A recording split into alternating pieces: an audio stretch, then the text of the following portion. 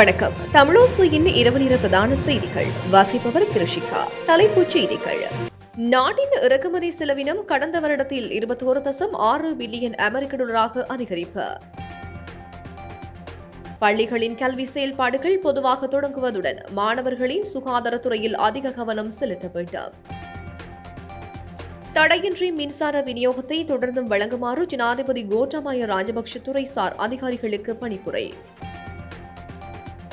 தமிழ்நாட்டில் பள்ளி மாணவிக்கு பாலியல் வன்கொடுமை. நியூயார்க் நகரில் 9 குழந்தைகள் உட்பட 19 பேர் உடல் கருகி உயிரிழப்பு.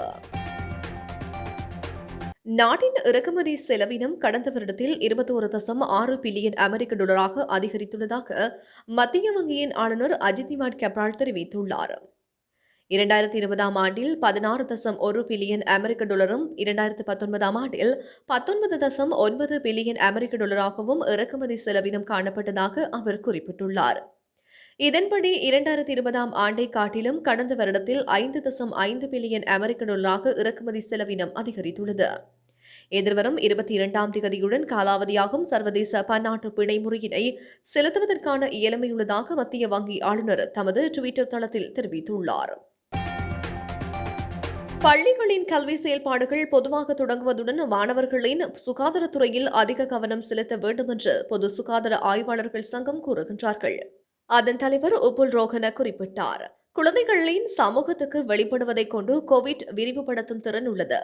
தலைமை பொறுப்பு உள்ளது. பெற்றோருக்கு சொந்த குழந்தைகள் இருப்பவராக இருந்தால் ஏதாவது ஒரு அவதானமாக இருந்தால் வீட்டில் ஒருவருக்கு ஏதேனும் அவதானமாக இருக்க வேண்டும். குழந்தை பள்ளியில் இல்லை. எனவே நாட்டில் வளர்ச்சியடைந்து பள்ளி குழந்தைகள் பாதுகாப்பு பள்ளியில் நடத்தப்படும் கல்வி பொறுப்பு முழுமை பெற்ற கல்வியின் மற்றும் அனாட்சியின் நிர்வாக குழு மற்றும் பெற்றோருக்கு பொறுப்பேற்கிறது. தடையின்றி மின்சார விநியோகத்தை தொடர்ந்தும் வழங்குமாறு ஜனாதிபதி கோட்டாபய ராஜபக்ஷ துறைசார் அதிகாரிகளுக்கு பணிப்புரை விடுத்துள்ளார். மின்சார துண்டிப்பு தொடர்பான இறுதி தீர்மானத்தை மேற்கொள்வதற்கான விசேட கலந்துரையாடல் ஜனாதிபதி கோட்டாபய ராஜபக்ஷ தலைமையில் இன்று இடம்பெற்றது. இந்த கலந்துரையாடலின் போதே ஜனாதிபதி குறித்த பணிப்புரையை விடுத்ததாக அதில் கலந்து கொண்டிருந்த மின்சக்தி அமைச்சர் காமினி லோககே தெரிவித்தார். இலங்கைக்கும் சீனாவுக்கும் இடையில் தடைப்பட்டுள்ள சுதந்திர வர்த்தக உடன்படிக்கை பேச்சுவார்த்தைகளை மீண்டும் ஆரம்பிக்க சீனா விருப்பம் வெளியிட்டுள்ளது. முக்கியமாக கொரோனா தொற்று காரணமாக இலங்கை பொருளாதார நெருக்கடியை எதிர்நோக்கி வரும் நிலையில் ஏற்றுமதியை அதிகரிக்கும் வகையில் இலங்கையுடனான தடைப்பட்ட சுதந்திர வர்த்தக உடன்படிக்கை பேச்சுவார்த்தைகளை மீள ஆரம்பிக்க சீனா விருப்பம் தெரிவித்ததாக இலங்கைக்கான சீன தூதுவர் குய் ஷென்ஹாங் தெரிவித்துள்ளார். இலங்கைக்கு வந்திருந்த சீனாவின் அரசு சபை உறுப்பினரும் வெளிவகார அமைச்சருமான வாங்கி இலங்கை அரசாங்க தலைவர்களுடன் சுதந்திர வர்த்தக உடன்படிக்கை தொடர்பில் சாதகமான கலந்துரையாடல்களை மேற்கொண்டதாகவும் அவர் குறிப்பிட்டுள்ளார். சீன அரசாங்கத்துடனான சுதந்திர வர்த்தக உடன்படிக்கை தொடர்பான பேச்சுவார்த்தையை இலங்கை அரசாங்கம் சில நிபந்தனைகள் காரணமாக நிறுத்தியுள்ளது.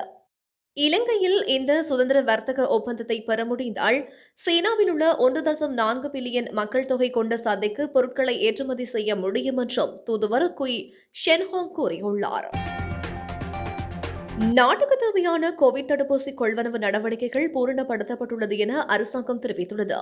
நாட்டுக்கு தேவையான 48 மில்லியன் கோவிட் தடுப்பூசிகள் கொள்வனவு செய்யப்பட்டுள்ளதாக ராஜாங்க அமைச்சர் பேராசிரியர் சன்ன ஜாசுமன தெரிவித்துள்ளார்.